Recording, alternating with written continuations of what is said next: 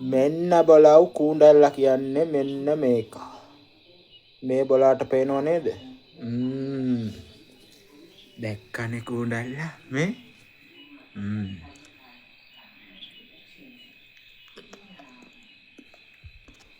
ඉතින් තව හම්බුනොත් අපි එක කමු. මේ පේනවද? කූඩල්ලා. මේක ඇත්තටම චුයින්ගම් වගේ රසයි.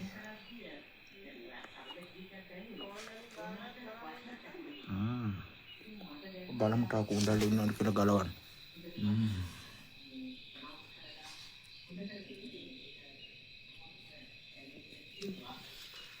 අප්පිරියා හිතන්න දෙයක් නෑ මේක ඇඟටත් ගුණයි.